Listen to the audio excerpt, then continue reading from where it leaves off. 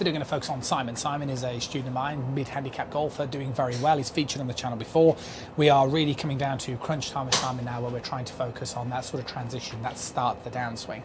Now, recently I've been documenting quite a few lessons, and what you should start to notice is there's a theme. I will talk more about how best to practice moving forward, but quite often when I talk about, or when I get students to make swing changes, tend to move the ball out of the way.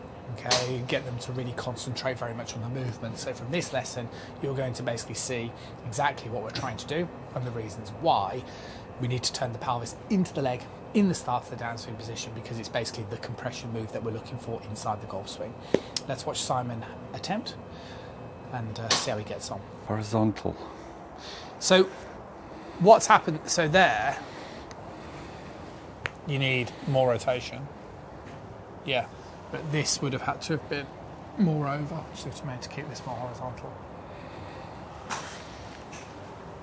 Yeah. I still think you are, let's just go back to this for a sec. So you set up here and then swing up to the top and pause. And let's just slowly transition, so start the downswing together. That's where I'd want you, right? So do you feel like you're way more left now with the upper as well? Mm-hmm. Yeah, that's what I'm thinking. The problem is you're still holding back to this sort of thing, which is making the hip stick too tilted. There you go. Mm-hmm.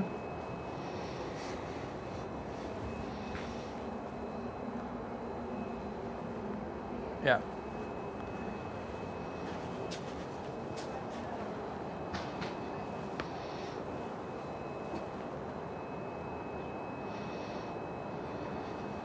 To do is you've got to try and get this club to be guided in a straight line.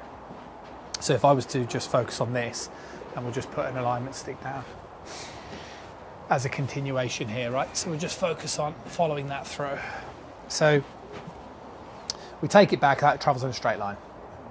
Yeah, straight line, and then as we swing up, this would point down. This is what it kind of means to be on plane, right? So let's say we do what you've been doing, which is correct. So I move my arm like that. If I do zero body rotation, that's where my arm will get to, okay, in this sort of club parallel position. But the rotation, that's what's going to bring the club back in a straight line. So here's my arm straightens now, it can release down that line. The problem is if I don't, that's you. So it now starts to fall underneath, which then means that you're going to have to do something like a flipping motion to get it back. Because you can't, if the arm effectively, if I do it differently, if the arm, we know it does this, let's just say it straightens and that's all it does. Well, then that's what I'm saying. We've got a massive issue if we don't do any rotation, because the club's nowhere near the ball. So that's why what we're looking to do is this will simultaneously be moving this way as that goes that way. The reason why this is so important is just because that's, you know, where you're trying to be at club parallel. And to be honest, if you can get any golfer in a good position at club parallel, regardless of what happens post, that would be deemed acceptable anyway.